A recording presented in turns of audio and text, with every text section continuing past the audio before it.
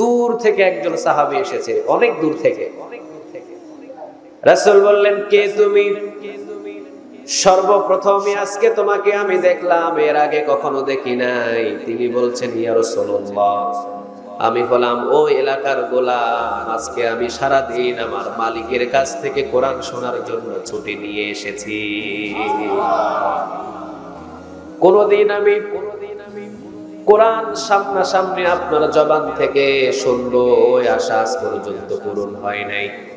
মালিক রে বলি, মালিক বলে ছুটি দেওয়া যাবে না, কিন্তু আমি তো গোলাম, যার জন্য কোরআন শুনতে বড় মন চায়, কিন্তু আমাদের কোনো মালিক নাই, আমাদেরকে উন্মুক্ত করে দিয়েছেন তিনি কে? ওই জামানার সাহাবীরা গোলাম ছিলেন, গোলাম, আরেকজনের কৃতদাস, ছুটি নিয়ে কোরআন শুনতে আসতেন। সুবহানাল্লাহ বলেন। রাসূল বললেন, তুমি কোন এলাকা থেকে এসেছো? সাহাবী বললেন, ইয়া রাসূলুল্লাহ, আপনার সামনে আজকে আমার প্রথম আসা। নবী গো, আপনার সাহাবীর হাতে হাত রেখে আমি কালিমা পড়ে মুসলমান হয়েছি। আমি সাহাবীর কাছ থেকে শুনেছি আপনার উপরে নাকি এমন একটা কিতাব নাজিল হয়, কিতাবটার নাম হলো কোরআনুল কারীম। নবী, ওই কোরআনুল কারীম থেকে আজকে আমাকে আপনি সারা দিন বয়ান শোনাবেন। সুবহানাল্লাহ বলেন নাই? রাসূল খুশি হয়ে গেলেন। রাসূল বললেন, ঠিক আছে, আজকে তোমাকে আমি সারা দিন প্রায় কোরআন থেকে কথা শোনাবো। সারা দিন কোরআন থেকে কথা শোনালেন। রাসূল সারা দিন কোরআন থেকে কথা শোনানোর পর তিনি যখন বিদায় হয়ে যাবেন, রাসূল ডান পকেটে হাত ঢোকালেন, কারণ রাসূল হাদিয়া দিতে পছন্দ করতেন। সুবহানাল্লাহ নাই? রাসূল হাদিয়া দিতে পছন্দ করতেন, কিন্তু আমরা রাসূলের উম্মত হয়ে ওই হাদিয়া দেওয়া ভুলে গিয়ে এখন ঘুষ খাওয়া শুরু করেছি, ঠিক না বেঠে? যে ঘুষ খায় ও দাবি করে আমি মুসলমান, যে সুদ খায় ও মনে করে আমি মুসলমান। কিন্তু রাসূল কি জীবনে কোনোদিন এক টাকা সুদ খাইছে? ঘুষ খেয়েছে? না, কিন্তু দান করেছে তিনি। কিন্তু আমরা দানটা ভুলে গিয়েছি। আমরা শিখেছি ঘুষ খাওয়া, আমরা শিখেছি সুদ খাওয়া। চিৎকার দিয়ে বলেন ঠিক কিনা? দান করা শিখেন। রাসূল ডান পকেটে হাত ঢুকিয়ে দেখলেন ডান পকেটের ভিতরে কিছু নাই, বাম পকেটে হাত ঢুকালেন, দেখলেন কোনো কিছু নাই। এইবার পাশের একজন সাহাবী বললেন, ইয়া রাসূলুল্লাহ সাল্লাল্লাহু আলাইহি ওয়াসাল্লাম, আপনি একটু সাহাবীরে বসায় রাখেন, আমি আমার ঘর থেকে আমি সাহাবীকে হাদিয়া দিতে চাই। সুবহানাল্লাহ বলেন। কোন সাহাবীকে? কোন সাহাবীকে দিতে চায়? কথা কি বুঝেন? কোন সাহাবীকে দিতে চায়? যে রাখাল। কি ছিল? রাখাল, একজন গোলাম, আর একজন আর কাজ করত, কৃতদাস। ওই সাহাবীকে দিতে চায়। রাসূলের দুই পকেটই খালি। তখন বললেন, নবী, আপনি সাহাবীটারে বসায় রাখেন, আমি নিজ হাতে আমার ঘর থেকে একটা হাদিয়া দিতে চাই। কারণ দেখেন, কোরআনের যদি ভালোবাসা আপনার কলিজায় থাকে, সম্মান মর্যাদা বাড়ায়া দিবেন তিনি কে? ইন্নাহু লাকুরআনুল কারীম। সূরা ওয়াকিয়াতে আল্লাহ বলেন, এটা যেমন তেমন কিতাব নয়, সম্মানিত একটা কিতাব। টাচ করবেন, সম্মান বাড়বে। সুবহানাল্লাহ বলেন। সাহাবী চলে গেলেন নিজের বাড়ি। 2 থেকে 3 মাস পরে একটা উট বাচ্চা দেবে। যদি উটের বাচ্চা দেয়, উটের দাম ডাবল হয়ে যায়। 2 থেকে 3 মাস পরে উটটা বাচ্চা দিবে। নিজের বিবির সাথে পরামর্শ করে, বিবিরে, আজকে রাসূলের দরবারে একটা কোরআন প্রেমিক এসেছে অনেক দূর থেকে, তুই যদি রাজি থাকিস আমাদের উঠুনি খানা ওই গোলামরে দান করে দিব। আপনাদের বিবি দিবে? 10 মাস 11 মাস পর্যন্ত একটা গাভীরে লালন পালন করছে, 1 মাস পরে বাচ্চা দিবে। বাচ্চা দিলে দুধ খাওয়া হবে। এখন যদি কয় মসজিদের ইমাম রে গাভীটা দান করে দিব, কয় জোতার বাড়ি দিবে, এখন সামনে থেকে দূর হ। কারণ এই গাভীটারে খড় কাইটা তুই খাওয়াস নাই, আমি খাওয়াইছি। তখন আপনি থাকবে না, তখন তুই তুকার শুরু হবে, ঠিক কিনা? কিন্তু সাহাবী যেমন, সাহাবীর বিবিও তেমন। সাহাবী বলছেন, কোরআন প্রেমিক, এমন কোরআন প্রেমিক দূর থেকে এসেছে, নিজের মালিকের কাছ থেকে দূর থেকে এসেছে কোরআন থেকে কথা শোনার জন্য। তুমি যদি রাজি থাকো, তাহলে এই উঠুনি খানা তাকে দান করে দিব। বিবি বললেন তাড়াতাড়ি আল্লাহর রাস্তায় দান করে দাও। একটা বারো বলেন নাই যে আগামীর দিন আমাদের কিভাবে চলবে, একটা বারো বলেন নাই যে উটই তো আমাদের সম্বল, আমাদের টাকাও নাই পয়সাও নাই, উটটাই আমাদের সম্বল বলেন নাই, কারণ পরের দিনের ব্যবস্থা করবেন একজন, তিনি কে? কিন্তু আজকে আমাদের 2023 সালে দুর্ভিক্ষ, প্রধানমন্ত্রী বলেছে এখন থেকে ঘরে চালের গোডাউন রেডি, ঠিক না ঠিক? ঢাকা শহরে আমার একটা বন্ধু আছে, উনি বাইরে কি দোকান করে, চিনবেন, মিজান ভাই। উনি কয়েকদিন আগে আমাকে বলছে, ভাই আমি আমার দোকানের ভিতরে 25 বস্তা চাল খাইছি, একজন মহিলাই লইয়া গেছে 12 বস্তা। চিন্তা করছেন, এক মহিলা নিয়ে গেছে কয় বস্তা? 12 বস্তা চাল নিয়েছে, আর অন্তত 30 কেজির মতো লবণ কিনছে। তারে জিগাইলাম ব্যাপারটা কি? কয় দুর্ভিক্ষ, যদি কোনো কিছু না খাইতে পারি লবণ আর ভাত ডলে ডলে খাবো। চালের উপরে তাওয়াক্কাল, লবণের উপরে তাওয়াক্কাল, তাওয়াক্কাল নাই একজনের উপরে, তিনি কে? আল্লাহ যদি ইচ্ছা করে 2023 সাল লাগে না, আজকে রাতের ভিতরে দুর্ভিক্ষ লাগাইয়া দিতে পারে, তিনি কে? আর যদি আল্লাহ ইচ্ছা করে কিয়ামত পর্যন্ত বাংলার জমিনে দুর্ভিক্ষ আসবে না, দুর্ভিক্ষ আনার পৃথিবীর কারো ক্ষমতা না। তাওয়াক্কাল নাই, বিশ্বাস নাই। এই জন্য নিজের বিবি ছিল ইমানদার, নিজের বিবি বলছেন যান তাড়াতাড়ি করে উটখানা কোরআন প্রেমিকরে দান করে দেন, তাড়াতাড়ি করে আসলেন। কারণ সাহাবীরা ছিলেন এমন, সাহাবীরা একজনকে বেশি ভালোবাসতেন, তিনি কে? দান করতে ভালোবাসতেন, কারণ রাসূলকে অনুসরণ করতেন। লাকাদ কানা লাকুম ফি রাসূলিল্লাহি উসওয়াতুন হাসানা, রাসূল যেভাবে চলেছে ওইভাবে চলার হুকুম দিয়েছেন, তিনি কে? লাকাদ কানা লাকুম ফি রাসূলিল্লাহি উসওয়াতুন হাসানা, রাসূলের আদর্শ মতো চলো। কিন্তু আমাদের আদর্শ হলো মেসি। আমাদের আদর্শ কে? মেসি, ব্রাজিল, আর্জেন্টিনা, ফ্রান্স, বাংলাদেশের হলিউড, বলিউড, যেগুলো কুকুর আর শিয়ালদের চাইতেও চরিত্র খারাপ, এদেরকে আমরা সব সময় ফলো করে চলি। চিৎকার দিয়ে বলেন ঠিক কিনা? না এরকম কথা বলেন আছে? আমি নাম ধরছি না। পৃথিবীর কাউরে অনুসরণ করে চলো না, রাসূলকে যদি অনুসরণ করে চলো আখিরাতের জীবন সফল করে দেবে, তিনি কে? রাসূল খাওয়াতে পছন্দ করতেন, রাসূল মেহমানদারি করতে পছন্দ করতেন, দান করতে পছন্দ করতেন, রাসূল মেহমানদারি করতে পছন্দ করতেন। এই জন্য মেহমানদারি সাহাবীরাও পছন্দ করতেন। দেখেন কেমন মেহমানদারি একটা সাহাবী করেছে। মক্কা থেকে মদিনায় এসেছেন, এশারা নামাজ আদায় করলেন রাসূলের কাছে এসে। রাসূল বললেন এটা আমার মেহমান, আমার মেহমান, এটা আমার দেশ থেকে এসেছে, কে আজকে এই মেহমানদারিকে মেহমানদারি করাবে? পিছন থেকে একজন সাহাবী হাত তুলে বললেন ইয়া রাসূলুল্লাহ, আজকে ওই সাহাবীরে আমার হাতে উঠায়া দেন, আমি মেহমানদারি করব। সুবহানাল্লাহ বলবেন না? কিন্তু আমাদের ঘরে যদি মেহমান আসে বিরক্ত আছে না নাই? হাই হাই, মেহমান কে পাঠায়? সবাই বলেন মেহমান কে পাঠায়? ওটা তার রহমত, ওটা তার বরকত। মেহমান পৃথিবী কোন মানুষ নিয়ে আসতে পারে না, ঘরের ভিতরে মেহমান নিয়ে পাঠায় কে? আল্লাহ। সাহাবী বললেন নবী আমারে দেন। রাসূল বললেন নিয়ে যাও। সাহাবী নিয়ে গেলেন মেহমানকে। নিজের বিবিকে বললেন বিবি ঘরের ভিতরে কি আছে? বিবি বললেন কয়েকটা রুটি ছাড়া আর ঘরের ভিতরে কোনো খাবার নাই, আর কয়েকটা খুরমা খেজুর। আমি খাইলে আপনার হবে না, আপনি খাইলে আমার হবে না। বাবা নিজের বিবি বললেন মেহমান যখন এনেছেন তখন ঠিক আছে, বাচ্চাদেরকে ঘুম পাড়ায় দিলাম, বাচ্চাদের খাবার হবে না, কারণ মেহমান কারো মেহমান নয়, কারো পক্ষ থেকে আসে না, মেহমান একজনের পক্ষ থেকে আসে, তিনি কে? রিজিকের মালিক কে? আপনার ঘরে যে একটা মেহমানের রিজিক লেখা হয়েছে ওটা তো আপনার হাত দিয়ে হয় নাই, ওটা আল্লাহর হাত দিয়ে হয়েছে। এই জন্য বুঝতে হবে মেহমান আপনার হুকুম মতো নয়, মেহমান আসে আল্লাহর হুকুম মতো। চিৎকারে দিয়ে বলেন ঠিক কিনা? বিবি ও ইমানদার, সাহাবী ও ইমানদার। সাহাবী বললেন নিজের ছেলেদেরকে ঘুম পাড়িয়ে দাও। ঘুম পাড়ালেন, 2 থেকে 3টা রুটি আর খুরমা খেজুর।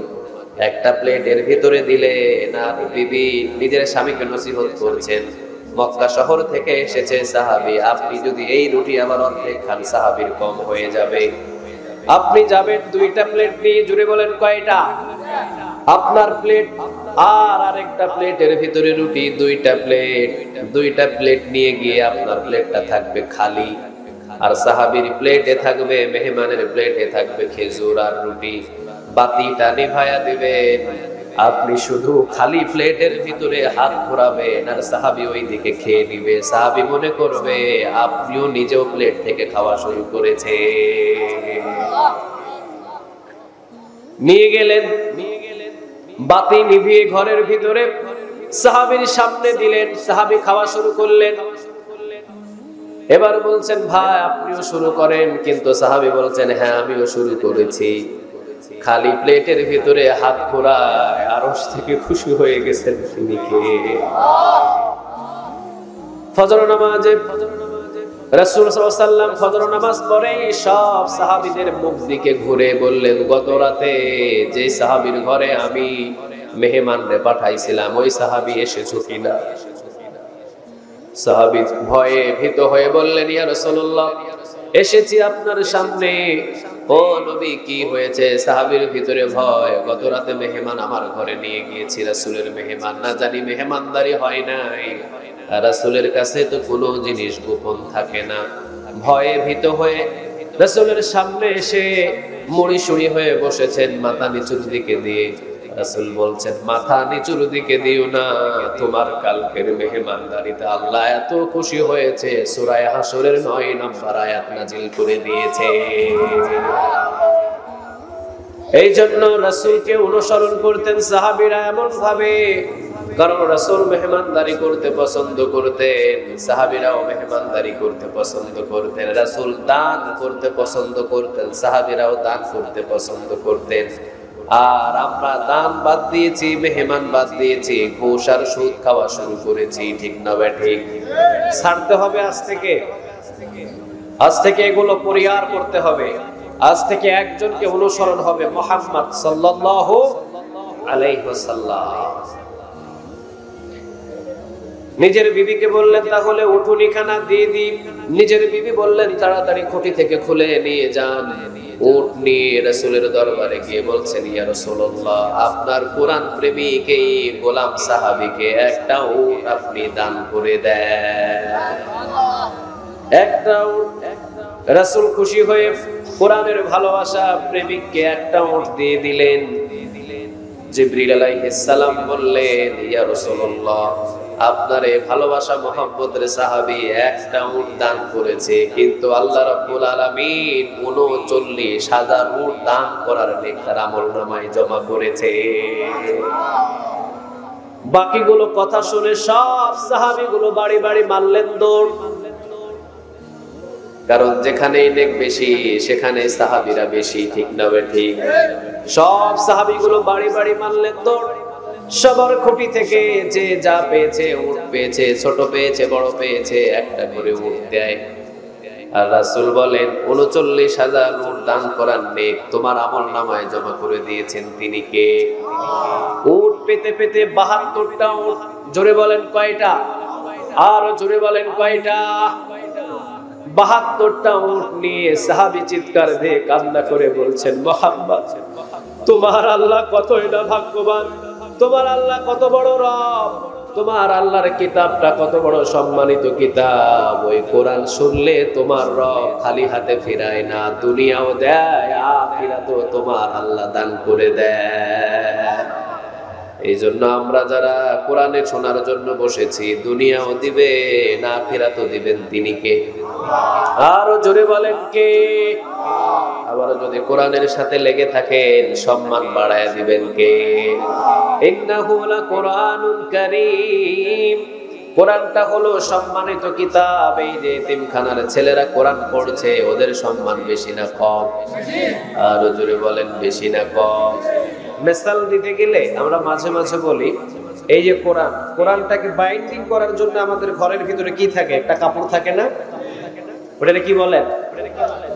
জুলদান। ওই জুলদানটা এই কোরআনটাকে সবসময়ের জন্য পেঁচায় রাখেন। জুলদান কি বেশি দামি কাপড় দিয়ে হয়? হ্যাঁ, বেশি দামি কাপড় হয় না, সাধারণ টিট্টুন কাপড়। কি কাপড়? টিট্টুন, পলিস্টার, 25 থেকে 30 টাকা গজের ওই কাপড় জুলদান। ওই জুলদানটা যদি কোনোভাবে আপনার ঘরের ভিতরে পড়ে থাকে, লাথি লেগেছে, কি করে? সবাই বলেন কি করে?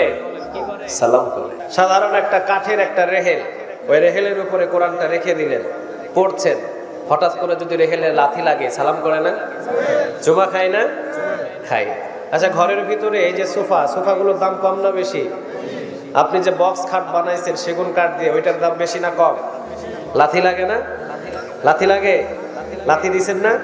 এই যে আমি এখনই লাথি দিতেছি, এইটারে সালাম হবে? সালাম হবে না। তাহলে সেগুন কাঠ যদিও দামি, 1000 লাথি লাগে, সালাম নাই। 30 টাকার রেহেল এই কোরআনের সাথে জড়ে থাকার কারণে ওই রেহেলের সম্মান বাড়ায় দিয়েছেন একজন, তিনি কে?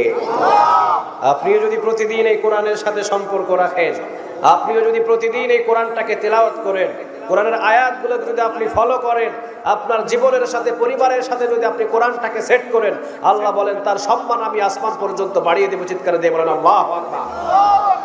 তাহলে একটা কিতাব আমাদের মানার কিতাব, কিতাবটার নাম কোরআন। কোরআন ছাড়া আমরা কোনো কিছু মানি না, কোরআন ছাড়া আমরা কোনো কিছু বুঝি না। মুমিন একটা কিতাবকে ফলো করে, বলেন কিতাবটার নাম কি? আচ্ছা, কোরআন মানতে গেলে রক্ত দেওয়া লাগে? সবাই বলেন লাগে? লাগে, লাগে। উহুদের ময়দানে রাসূলের 2টা দামদার শহীদ হলো, আল্লাহর কি ক্ষমতা ছিল না? আল্লাহ যদি ইচ্ছা করতেন তাহলে মনে করতেন উহুদের ময়দানে নবী আপনার দামদার শহীদ করেছে, একটা কোনো কাফেরের বাচ্চা এখান থেকে পালাতে পারবে না। আল্লাহ যদি আযাব দিতেন পালাইতে পারতো? সবাই বলেন পারতো? কিন্তু পাঠান নাই। আল্লাহ বলেছেন নবী 2টা দাঁত কেন, 5টা দাঁত গেলেও যা, কিন্তু আমার কোরআনের রাজ কায়েম আপনাকে করতে হবে, ঠিক কিনা? কোরআন থেকে আপনি দূরে সরতে পারবেন না। আপনার 5টা দাঁত হারায় গেলে হারায় যা, মাথার ভিতরে রড একটা না 10টা ঢুকুক, কিন্তু একটা কিতাবের রাজ কায়েম করে যেতে হবে। বলেন কিতাবটার নাম? তায়েফের ময়দানে যখন আমার রাসূলকে মারলেন, তখন কি আল্লাহ ছিল না? ছিল না? হ্যাঁ ছিল। আল্লাহ ইচ্ছা করলে কি তায়েফবাসীর সাথে সাথে আযাব দিয়ে মারতে পারতো না? পারতেন। কিন্তু আল্লাহ বলছে দেখি আমার রাসূল কি বলে, দেখি কি বলে। জিবরিল আলাইহিস সালাম এসেছেন, আল্লাহ কিন্তু কোনো কথাই বলছেন না। জিবরিল বলছেন আপনি অনুমতি দেন আমি শেষ করে দিই, আপনি অনুমতি দেন। কিন্তু আল্লাহ বলেন নাই। আল্লাহ বলেছেন দেখি আপনি তায়েফের ময়দানে মার খাইলেন, আপনি কি বলেন? আমার ইচ্ছা হলো আপনি তায়েফের ময়দানে মার খান, আপনি মক্কা থেকে বাড়ি ঘর ছেড়ে জানেন, 3 থেকে 3.5 বছর আপনি জেলখানায় থাকেন, আপনি ঘর হারা হয়েছেন, আপনি সব হারা হন, কিন্তু আমার একটা কিতাবের রাজ কায়েম করে দিতে হবে। বলেন কিতাবটার নাম কি? কোরআন। আপনি এটার রাজ কায়েম করে দিয়ে যান। রাসূল এটার রাজ কায়েম করে দিয়ে দুনিয়া থেকে বিদায় হয়েছেন। চিৎকার দিয়ে বলেন ঠিক কিনা? আজকে যদি এটার সম্মান আমরা না ধরতে পারি, কিয়ামতের দিন আমাদের কাছ থেকে হিসাব নেবেন তিনি কে? আর জোরে চিৎকার দিয়ে বলেন তিনি কে? খবরদার, এই কিতাবটাকে খবরদার অবমাননা করা যাবে না। খুব দামি কিতাব। রাসূল বলেছেন ইকরাউল কুরআন ফাইন্নাহু ইয়াতি শাফিআন লিসাহাবিহি ইয়াউমাল কিয়ামাহ। কিয়ামতের দিন এই কোরআনটা কারো পক্ষে সুপারিশ করে তাকে জান্নাতে নিয়ে যাবে। আবার রাসূল বলেন এই কোরআনটা কারো বিরুদ্ধে সাক্ষী দিয়ে তাকে জাহান্নামের দিকে নিয়ে যাবে। চিৎকার দিয়ে বলেন আল্লাহু আকবার। এই জন্য সবচেয়ে যে কিতাবটা ছাপানো হয়েছে ওই কিতাবটার নাম কি? আল কোরআন। তাহলে কোরআন থেকে আমরা কথা শুনবো ইনশাআল্লাহ। তাহলে এই কোরআনের ভিতরে একটা পরিচিত সূরা যেটা সবাই জানেন, ওই সূরার নামটা সবার মুখস্থ আছে। সূরার নাম কি? সূরা আর রহমান। কি নাম বলেন? ওই জায়গায় একটা শব্দ বেশি দিয়েছেন, 31 বার শব্দটার নাম, আয়াতটার নাম। সবাই বলেন ফাবিআইয়ি আলাই রাব্বিকুমা তুকাযযিবান। এটা যেমন তেমন কথা নয়, তুমি আমার কোন কোন নিয়ামতকে অস্বীকার করবে। এই যে ফাবিআইয়ি আলাই রাব্বিকুমা তুকাযযিবান, এখানে যদি 100টা হরফ থাকে এখনই 1000 নেক আমাদের আমলনামায় জমা করে দিয়েছেন তিনি কে? সুবহানাল্লাহ। নাই রাসূল বললেন কেউ যদি কোরআন শুনে পড়তেও যদি না পারে, যদি কোরআন বসে বসে শুনে, তার আমল নামায় 10টা করে নেক জমা করে দিবেন তিনি কে? 3 জিনিসের দিকে তাকালে আমল নামায় নেক জমা হয়। রাসূল বলেন কাবা ঘর আল্লাহর ঘর, বলেন ঘরের মালিক কে? ওই কাবা ঘরের দিকে যদি তাকান 20টা রহমত আপনার উপরে দান করে দেন তিনি কে? রাসূল বলেন মায়ের দিকে যদি তাকায়, মায়ের দিকে যদি ভালোবাসার নজরে তাকায়, আর যদি বলে রে মা তুই আমারে কেমনে পেটের ভিতরে রাখছিলি মা, আমি তোর ঋণ জীবনে কোনোদিন শোধ করতে পারব না, এই ভালোবাসা দিয়ে যদি মায়ের নজরের দিকে তাকায়, রাসূল বললেন একটা কবুল হজের নেক আল্লাহ তার আমল নামায় জমা করে দেয়। দ্বিতীয় নাম্বার বললেন যে ব্যক্তি কোরআন তেলাওয়াত করতে জানে না, যে ব্যক্তি কোরআন পড়তেও জানে না, যে ব্যক্তি কোরআনের কোনো হরফটাকেও চিনে না, কিন্তু একটা কোরআনের কপি খুলে যদি ওই দিকে তাকিয়ে থাকে আর যদি চিন্তা করে এইটা আমার রবের কিতাব, এইটা আমার আল্লাহর কিতাব, এইটা আমার মালিকের কিতাব, আল্লাহ বলেন তেলাওয়াত করে যা নেক পাইতি তাকানোর জন্য সে নেক আমল নামায় জমা করে দিব। এই জন্য যারা পড়তে পারেন না অন্তত কোরআনের সাথে সম্পর্ক রাখবো আমরা ইনশাআল্লাহ। আল্লাহ তুমি আমাদের সবাইকে কবুল করো। আর যারা চিৎকার দিয়ে বলেন আমিন। কিন্তু পৃথিবীতে কোনো কিতাবের বিরুদ্ধে আজ পর্যন্ত কোনো মানুষ কথা বলেন নাই। একটা কিতাব সম্মানী কিতাব, এইটার বিরুদ্ধে কথা বলার মানুষ আছে না? না, এইটা বন্ধ করার জন্য বাংলাদেশে কিছু মানুষ আছে না? না, 144 ধারা এই কিতাবের মাহফিলে জারি হয় আছে না? না, আছে আছে। কোনো কিতাবে নাই, কোন কিতাবে। কিন্তু আপনি যদি বলেন এখানে একটা বাংলা কিতাব পড়া হবে, মানে কি বাধা হবে? না, কোনো বাধা নাই। পৃথিবীতে তো বহু মানুষ বহু কিতাব লিখেছে, লেখে নেই, এখনো লিখছে। দেখেন বই মেলায় যাবেন, বই মেলায় গেলে আপনি অবাক হয়ে যাবেন, এত মানুষ এত কিতাব লিখেছে, আপনি অবাক হবেন। কিন্তু কই কারো কিতাবে কি কোনোদিন কেউ বিরোধিতা করছে? করে নাই। কেউ জানেও না যে কি কিতাব লিখছে সে। কিন্তু পৃথিবীতে একটা কিতাবের বিরোধিতা মানুষ করে, সেই কিতাবটার নাম কি? সবাই বলেন নাম কি? আল কোরআন। এই জন্য আল্লাহ রাব্বুল আলামিন বললেন নবী ভয় পায়েন না, ও নবী এত পেরেশান আর এত টেনশন ফিল হয়েন না। লা তুহাররিক বিহি লিসানাকা লিতাআজালা বিহি, ইন্না আলাইনা জামআহু ওয়া কুরআনাহু ফাইযা ক্বরানাহু ফাত্তাবি' কুরআনাহু। নবী গো এই কোরআন মুখস্থ করার জন্য এত পেরেশান করতে হবে না। আপনি একবার জিবরিলের মুখে মুখে পড়বেন, আপনার কলবের ভিতরে কোরআনটা ঢোকায়া দিবে তিনি কে? 6 বছরের শিশু কোরআনের হাফেজ হয়ে যায়। সুবহানাল্লাহ বলেন। একটা কবিতা বাংলা ইংলিশ একটা কবিতা মুখস্থ করতে 1 সপ্তাহ অনেক ছাত্র লাগে, লাগে না? 6 বছরের শিশু কেমনে রে ভাই এই 30 পারা কোরআন এই সেনার ভিতরে নেয়? ও নিজের ক্ষমতা দিয়ে নিতে পারে না, ওর সিনার ভেতরে ঢোকায় একজন, তিনি কে? আবার আল্লাহ অন্য জায়গায় বলছেন ইন্না নাহনু নাযালনা যিকরা ওয়া ইন্না লাহু লাহাফিজুন। কথাটা কার?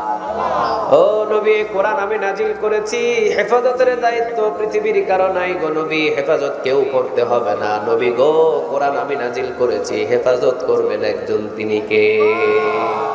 অন্য জায়গায় আবার বলছেন ইউরিদুনা লিউতফিউ নূরাল্লাহ, ইউরিদুনা লিউতফিউ নূরাল্লাহি বিআফওয়াহিহিম ওয়াল্লাহু মুতিম্মু নূরিহি ওয়ালাউ কারিহাল কাফিরুন। ও নবী আপনি দেখবেন কাফের গুলো ফু দিয়ে কোরআনের আলো নিভাইতে চাইবে, পারবে না গো নবী। 1 দুনা নিভাইতে চাইবে, আমি আল্লাহ 10 জন রে দিয়া কোরআনের আলো বাড়ায়া দিব। সুবহানাল্লাহ নাই? আপনার লক্ষ্মীপুরে কোরআন বন্ধ হবে, চন্দ্রগঞ্জে কোরআন চালু করবে তিনি কে? চন্দ্রগঞ্জে কোরআনের মাহফিল 144 ধারা দিয়ে বন্ধ করবেন, চৌমনি বাজারের চৌমনি চৌরাস্তায় চালু করে দিবে তিনি কে? চৌমনি চৌরাস্তায় কোরআনের মাহফিল 144 ধারা দিয়ে জারি করবেন। বলেন তো দেখি কুমিল্লার ভিতরে কোরআনের বাতি জ্বালায়া দিবেন তিনি কে? আপনারা মনে করেন মাহমুদুল হাসান যদি এই চেয়ারে না বসে কোরআনের কথা না বলে তাহলে আর লোক পাওয়া যাবে না? 1 মাহমুদুল হাসান যাবে, 10 মাহমুদুল হাসান জমা করবে কে? 1 একটা আমির হামজা যদি বাংলাদেশ থেকে বিদায় হয়, 10,000 আমির হামজা জন্ম দেবে তিনি কে? একটা কাজী ইব্রাহিম যদি বাংলার জমিন থেকে বিদায় হয়, 10,000 কাজী ইব্রাহিম কোরআনের খাদেম হিসাবে জন্ম দিবে তিনি কে?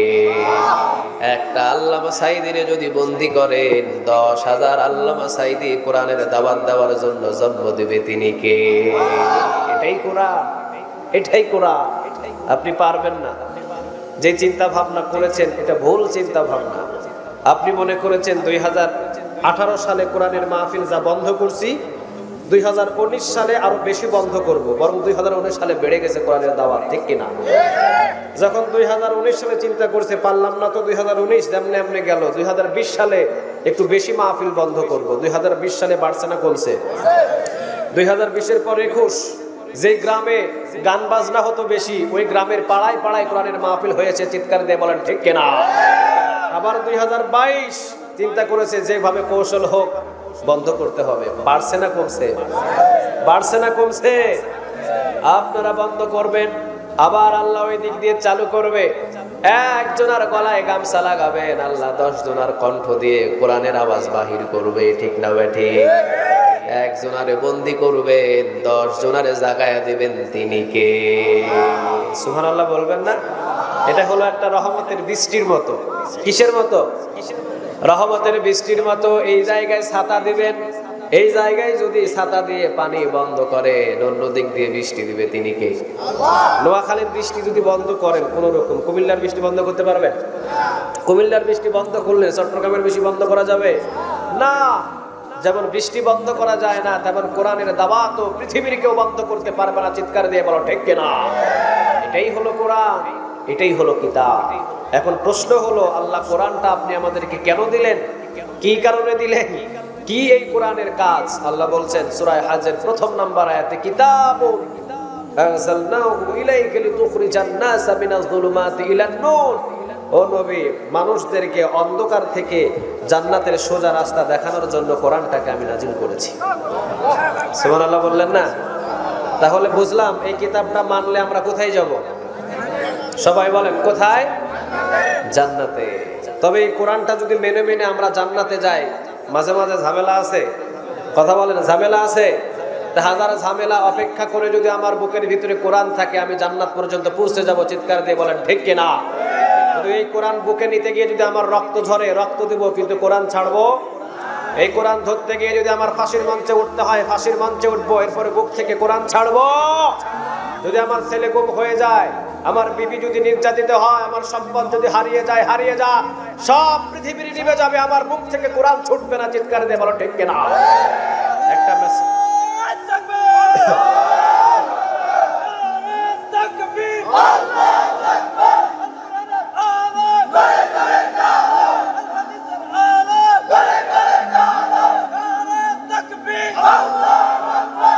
আল্লাহ তুমি কবুল করো।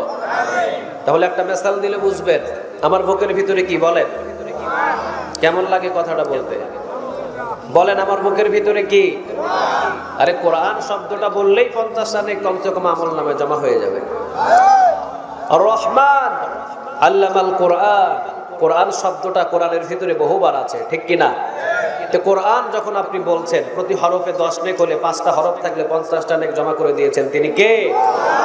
আমাদের সমাজে দেখবেন অনেকে বলে লবণ, লবণ বললেন না, নুন বলেন। কি বলবেন? নুন। নুন বললে অন্তত কোরআনের সাথে মিলে গিয়ে 10টা নেক আমলনামা জমা হয়ে যাবে। আমার বুকে কি? বোঝার জন্য বলছি, আমার বুকে কি? ক্লাসের মতো উত্তর দেবেন। আমার বুকে হলো কোরআন। মুমিনদের ডান দিকে জান্নাত, বাম দিকে কি? জাহান্নাম। আল্লাহ যে বললেন কিতাবুন আনজালনাহু ইলাইকা লিতুখরিজান নাসা মিনাজ যুলুমাতি ইলান নূর, অন্ধকার থেকে মানুষদেরকে আলোর পথের দিকে নিয়ে যাওয়ার জন্য, মানে জান্নাতের দিকে নিয়ে যাওয়ার জন্য কোরআনটা নাজিল করেছেন, তিনি কে? তাহলে আমরা কোরআনটা কোথায় নিয়েছি? বুকে। এটা নিয়ে এখন আমরা কোন দিকে যাচ্ছি? জান্নাতের দিকে। এই রাস্তায় কোনো চৌমুহনী আছে? কোনো ব্রিজ আছে? কোনো কালভার্ট আছে? কোনো স্বার্থ আছে? কিন্তু আমার ভিতরে স্বার্থ আছে না নাই? সব দলে স্বার্থ আছে। আপনি নেতার মিছিল না করলে ওই নেতা আপনার কর্মী বানাবে না।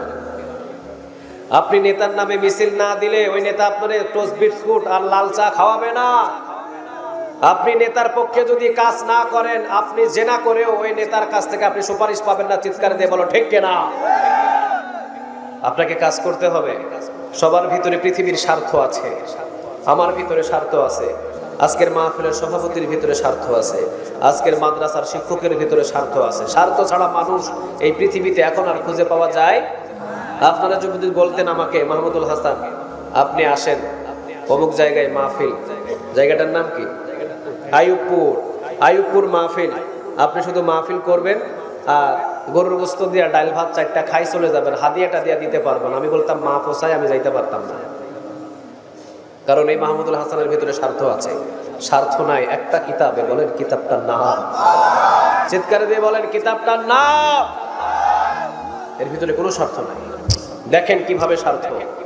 আমি পারলাম না মাহফিল করতে বিনা পয়সায়, এই কোরআন ধরে ধরে আপনি জান্নাতের দিকে রওনা দিয়েছেন।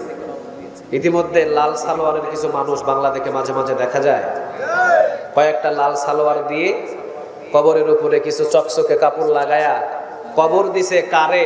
কুকুর রে না শিয়াল রে, কারে যে কবর দিছে কোনো খবর নাই, কিন্তু ওই জায়গায় নাকি দান করলে জান্নাতে যাওয়া যায়। নাউজুবিল্লাহ বলেন। খবরদার, দান কখনো মৃত মানুষের কবরে দিবেন না। দান কি মৃত মানুষের জন্য না জীবিত মানুষের জন্য? ওই মৃত মানুষের কবরে 500 টাকা দিলে আমার মনে হয় না 5টা নেক পাবেন, কিন্তু একটা এতিমের মাথায় হাত বুলিয়ে 5 টাকার একটা চিপসের প্যাকেট কিনে দিলে আল্লাহর আরশ খুশি হয়ে যাবে, ঠিক কিনা? দান করার রাস্তা দেখবেন, দান কোথায় করতে হয় এটা বুঝবেন।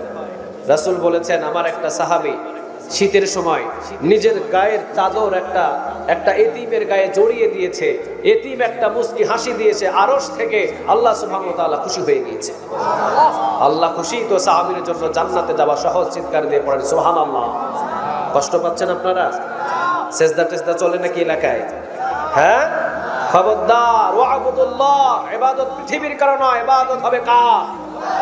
কারো পায়ে সেজদা দিবেন না। লাল কিছু সালোয়ার, কবরের উপরে চকচকে কাপড়। কোরআন নিয়ে যখন আপনি রওনা দিয়েছেন, এখন আপনাকে জিগায় বুকের ভিতরে কি? আমরা বললাম বুকের ভিতরে কোরআন। সে কয় বাবারে, বুকের ভিতরে কোরআন দিয়া জান্নাতে যাইতে গেলে অনেক পথ পাড়ি দিতে হবে, ওইভাবে জান্নাতে যায় না। আমাদের দরবারে একটা মহিষ দিলে জান্নাত তোমার জন্য কনফার্ম। নাউজুবিল্লাহ বলেন। এই বাংলার জমিনের ভিতরে এমন দরবার আছে জান্নাতের টিকিট বিক্রি হয়, আছে না নাই? গিয়ে দেখবেন অনেক মাজারে আছে, কয় এই বছরে বাবা 50টা টিকিট দিবে। জোরে বলেন কয়টা? 50টা টিকিটের দাম, প্রতিটা টিকিট 50,000। তো ওই বেটা যদি 50টা টিকিট কোন রকম পাবলিসিটি করে বেচতে পারে 25 লাখ টাকা দেয়, ওর কিছু করা লাগে? ওর কিছু করা লাগে? ওর কিছুই করা লাগবে না। কিন্তু এই বাংলার জমিনের ভিতরে এমন দরবার আছে যেই দরবারগুলোতে গরু দিলে জান্নাত ক্রয় করা যায়। বাবা যদি খুশি হয়, বাবা নাকি জান্নাতে লইয়া যাইবে। নাউজুবিল্লাহ বলেন। অথচ রাসূল বলেন কিয়ামতের ময়দানে সমস্ত নবীগুলো পেরেশান করবে, ইয়া নাফসি বলে চিৎকার করবে। আর আল্লাহ রাব্বুল আলামিনের কাছে বলবে, ইয়া রব, আজকে ছেলের কথা, মেয়ের কথা, বিবির কথা, কারো কথা বলতে চাই না, আজকে শুধু আমারে তুমি মাফ করে দাও। কোরআনের আয়াতে আল্লাহ রাব্বুল আলামিন বলেন, ছেলে বাবাকে চিনবে না, বাবা ছেলেকে চিনবে না, মা মেয়েকে চিনবে না, মেয়ে তার মাকে চিনবে না। যদি বাবা ছেলেরে না চিনে, আপনি তো মুরিদ দূরের ব্যাপার। পীর সাহেব তো পীর সাহেবের ছেলেরেই চিনে না, পীর সাহেব কেমনে মুরিদ রে চিনে? ঠিক না ভাই? মুরিদ রে কেমনে চিনবো? তো নিজের ছেলেরেই চিনতে পারবে না, আপনি তো মুরিদ। এটা তো 3 নম্বর ছাগলের বাচ্চা, ওইটারে কেমনে চিনে?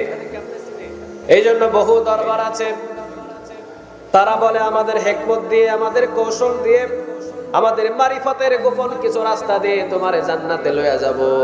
একটা গরু আমাদের দরবারে দিয়া যাও। আমি যদি গরু দিয়া জান্নাতে যাই, বলতে হবে ওই রাস্তাটা আমার অন্ধকার রাস্তা, আলোর রাস্তা, একটা কিতাবের রাস্তা। বলেন কিতাবটার নাম? ঘোষণাকার, ঘোষণাকার। কোন কিতাব, কোন হাদিস, কোন জায়গায় লেখা নাই যে কোন মাজারে একটা গরু দিয়ে জান্নাত পাওয়া যাবে, ঠিক কিনা? কোন জায়গায় নাই। কিন্তু এই কোরআনের সূরা হাজে আল্লাহ বলেছেন, কিতাবুন আনসালনাহু ইলাইকা লিতুখরিজান নাসা মিনাজ যুলুমাতি ইলান নূর, অন্ধকার থেকে আলোর পথের দিকে নিয়ে যাওয়ার জন্য কোরআনটারে নাজিল করেছেন তিনি কে? আমি বললাম গরু দিয়ে জান্নাতে চায় না, একটু দূরে গিয়ে হাজার হাজার রাস্তা।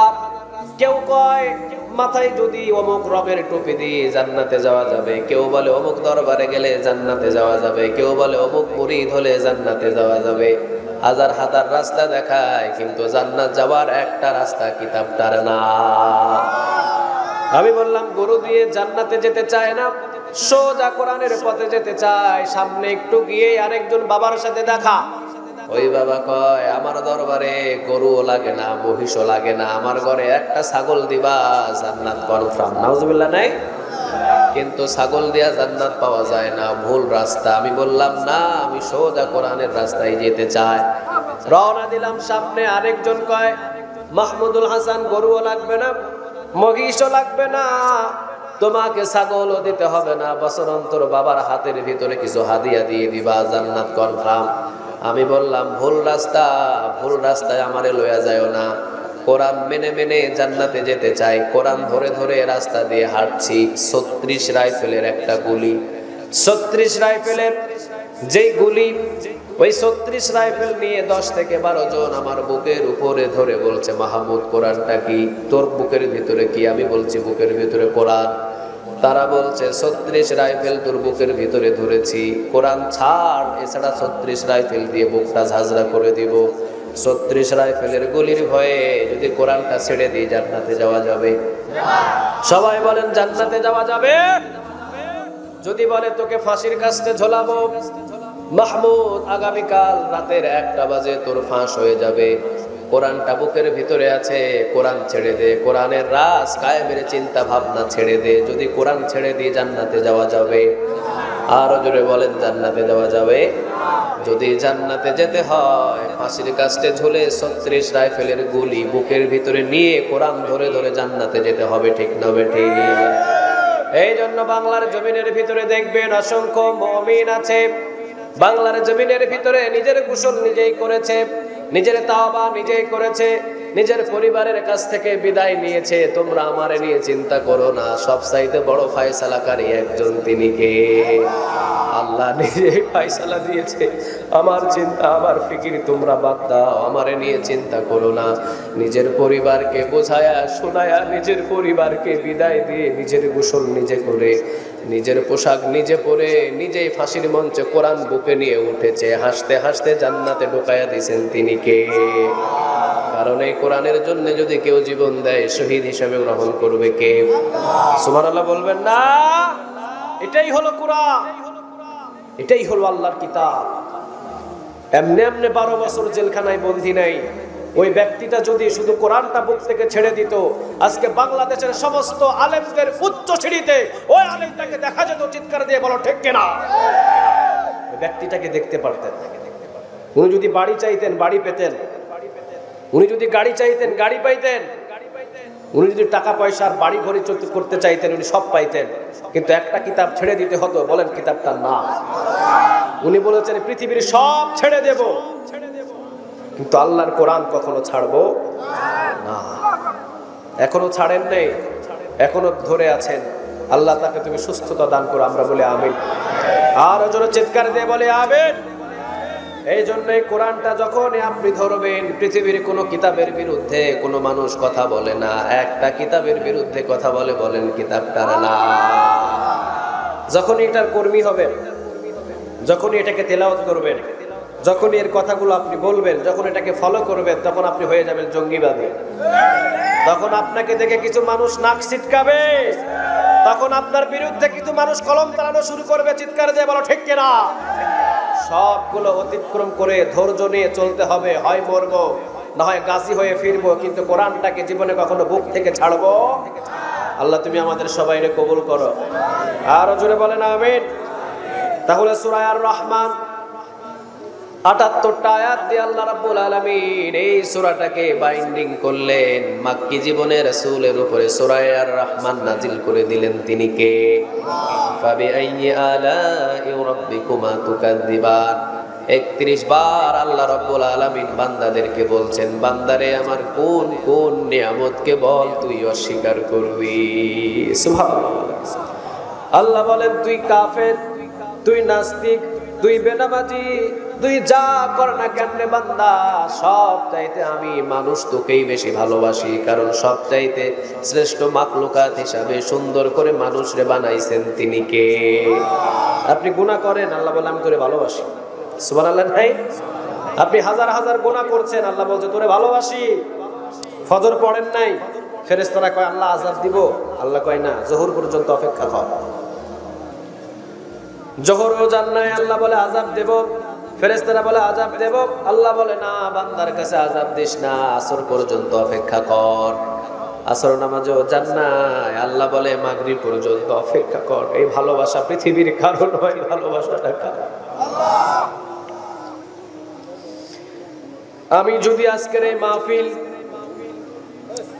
এই মাহফিলটা যদি আমি মাহমুদুল হাসান নিজ ইচ্ছায় ক্যান্সেল করে দিতাম, আগামী বছরে আপনারা হয়তো চেষ্টা করতেন মাহমুদুল হাসান রে আনেন। আগামী বছরও আমি ক্যান্সেল করলাম, তৃতীয়বারও চেষ্টা করতেন আরেকবার আনেন। তৃতীয়বার যদি আমি ক্যান্সেল করি, চতুর্থবার আপনারা বলতেন এই ব্যক্তিরা আনার দরকার নাই, এটারে ক্যান্সেল করে দেন। ঠিক না ভাই? ঠিক, ওরে ডিলিট করেন। ও বারবার মিস করে। এই বছরে 2022-এ দাওয়াত দিয়েছে, আসে নাই। 2023-এ দাওয়াত দিয়েছে, আসে নাই। 2024-এ দাওয়াত দিয়েছে, আসে নাই। ওরে ডিলিট করেন। কিন্তু আল্লাহ বলছে ফজর পাই নাই, জহুর পাই নাই, আসর পাই নাই, মাগরিব পাই নাই, এশা পাই নাই। আমি তোকে আযাব দিই না, তোকে ক্যান্সেল করি না, আমি ধৈর্য ধরি। পরের দিন ফজর থেকে শুরু করবে। সুবহানাল্লাহ বলে। পরের দিন ফজর নাই, জোহর, আসর, মাগরিব নাই, এশা নাই। আল্লাহ বলে তাও আযাব দিই নাই, তোকে ডিলিট করি নাই, তোকে আমি বাহির করে দিই নাই। একটা অফিসে প্রথম দিন জয়েন করার 1 মাস পর যদি আপনি 3 দিন অফিস না করেন, চাকরি থাকবে? কথা বলেন, চাকরি থাকবে? বলবে আপনি যান, আপনার চাকরি লয়ে আপনি যান, আপনার দিয়ে এই চাকরি হবে না। কিন্তু আল্লাহ বলে তুই সারা জীবনে 25 বছরে তুই 25 বার মসজিদে যাস নাই, এরপরও আমি আল্লাহ রাগান্বিত হই নাই। ফজর নাই, জোহর নাই, আসর নাই, মাগরিব নাই, এশা নাই। প্রথম দিন, দ্বিতীয় দিন, চতুর্থ দিন, পঞ্চম দিন, ষষ্ঠ দিন, সপ্তম দিন, জুমার দিনে আযান শুনে গোসল করে তাড়াতাড়ি করে মাথায় টুপি পাঞ্জাবি দিয়ে মসজিদে রওনা দিয়েছেন। আল্লাহু আকবার বলে যখন সেজদা দিয়েছেন, আল্লাহ বলে পিছনের 1 সপ্তাহ গুনাহ আমি বান্দার মাফ করে দিলাম। আপনারে বেশি ভালোবাসেন তিনি কে? আর জোরে বলেন কে? এই জন্য আল্লাহ রাব্বুল আলামিন সূরা আর-রহমানের প্রথম নম্বরে বলছেন আর রহমান, পরম করুণাময় আমি আল্লাহ। আমি আল্লাহর চাইতে পৃথিবীর কারো দয়া আর মায়া বেশি নাই, সব চাইতে দয়ালু একজন তিনি কে? সপ্তাহভর নামাজ নাই, একটা সেজদা দিলে আমি আল্লাহ মাফ করে দিলাম। সুবহানাল্লাহ নাই? আল্লাহ বলে তুই গুনাহ কর, তুই গুনাহ করতে করতে কত গুনাহ করবি বান্দা, তোর গুনার একটা সীমানা আছে, কিন্তু আমি আল্লাহর দয়া মায়ার কোনো সীমানা নাই। তুই গুনাহ করতে করতে আসমান পরিমাণও যদি তোর গুনাহ সীমানা পর্যন্ত পেরিয়ে যায়, আমার কাছে যদি মাফ চাস, আমি আরশ পরিমাণ দয়া মায়া নিয়ে তোর সামনে হাজির হয়ে তোর গুনাহগুলো মাফ করে দিব। আল্লাহ বলে আমার বান্দা গুনাহ করলেও আমি তারে ভালোবাসি। সুবহানাল্লাহ বলে। গুনাহ করলেও আমি ভালোবাসি, হাজার গুনাহ হোক, এরপরও আমি তার জবানের দিকে তাকিয়ে থাকি, চিৎকার দিয়ে বলেন আল্লাহু আকবার। শয়তানকে যেদিন বিতাড়িত করলেন, শয়তান বললেন রব আমাকে কয়েকটা জিনিস দেন। আল্লাহ বলেন কি? শয়তান বললেন রব্বে কারীম, প্রথম নাম্বার কিয়ামত পর্যন্ত হায়াত দেন। আল্লাহ বলে দিয়ে দিলাম। দ্বিতীয় নাম্বার আমার খাবার দেন কিয়ামত পর্যন্ত। আল্লাহ বলেন দিয়ে দিলাম। তৃতীয় নাম্বার ও আল্লাহ আমার যে সঙ্গী সাথী থাকবে ওদেরকে সেই রকম খাবারের ব্যবস্থা করে দিতে হবে। আল্লাহ কয় দিয়ে দিলাম। শয়তান কয় রব্বে কারীম আপনার প্রতিটা আদম সন্তানের শিরায় শিরায় ঢোকার মতো ক্ষমতা দিতে হবে। আল্লাহ কয় দিয়ে দিলাম। শয়তান বললেন পৃথিবীর এই মাথা থেকে ওই মাথা সেকেন্ডের ভিতরে আমাকে রাউন্ড দেওয়ার জন্য শক্তি দিতে হবে। আল্লাহ কয় দিয়ে দিলাম। সবগুলো ইয়েস। সুবহানাল্লাহ নাই? এবার শয়তান বললেন আমার খেলা শুরু। ও রব্বে কারীম আপনি জাহান্নামটারে বড় করেন, জান্নাতটারে ছোট করেন। আল্লাহ কয় কি জন্য? শয়তান কয় আপনার সব গোলামদেরকে আমি ধরে ধরে পাপ করাবো, আর পাপ করিয়ে করিয়ে জাহান্নামের দিকে ঠেলে নিয়ে যাব। আল্লাহ কয় তুই পাপ করাবি আর আমি আল্লাহ আমার গোলামের গুনাহ মাফ করে দেব। তুই পাপ করাবি, আমি মাফ করে দিব। শয়তান বলে তুমি কতদিন তোমার গোলামের গুনাহ মাফ করবে? আল্লাহ বলেন তুই কতদিন আমার গোলামরে দিয়ে পাপ করাবি? শয়তান বলে আপনার গোলামরে যৌবনকাল সারা জীবন পাপ করানোর চেষ্টা করব, বৃদ্ধকাল পর্যন্ত চেষ্টা করব, তবে মৃত্যুর আগ মুহূর্ত পর্যন্ত চেষ্টা চালাবো। আল্লাহ বলে আমার গোলাম মৃত্যুর গড়গড়ানি যখন বিছানায় গড়গড় করবে, ওইটার আগ মুহূর্তে যদি আমার কাছে তাওবা করে, আমি 82 বছরের গুনাহ ও বান্দার মাফ করে দিব। আর রহমান, আল্লাহর চাইতে দয়ালু পৃথিবীর আর এই সমাজে আছে? নাই, নাই, কোনো জায়গায় পাবেন না। আল্লাহ দেখেন কেমন দয়ালু। আপনি এলাকার চেয়ারম্যান, আপনি এলাকার মেম্বার, আপনি আপনার স্বামী, আপনার স্ত্রী, স্বামী স্ত্রী, স্ত্রী যদি স্বামীর গুনাহের খবরটা জানতো, ওই স্ত্রী আর ওই স্বামীর ঘর সংসার করতো না, ঠিক কিনা? কিন্তু দয়া মায়া করে গোপন রাখছে কে? সবাই বলেন কে? এই জায়গায় এমনও কিছু ব্যক্তি আছে, আমরা আমাদের গোপনীয় কিছু গুনাহ আছে, ওই গুনাহগুলো যদি আগামীকাল সকালে আল্লাহ প্রকাশ করে দেয়, আগামীকালকে এলাকা থেকে আমাদের সমস্ত মানুষ বিতাড়িত করে বাইর করে দিবে, চিৎকার দিয়ে বলেন ঠিক কিনা? কিন্তু আল্লাহ বলেন না, আমি গোপন রেখে দিয়েছি, আমি গোপন রাখছি তোর গুনাহ, আমি কাউরে জানাই নাই, আমি তোর বিবিরেও জানাই নাই, আমি তোর প্রাণের দুস্তরেও জানাই নাই, আমি তোর বাবাকেও জানাই নাই, তোর মাকেও জানাই নাই।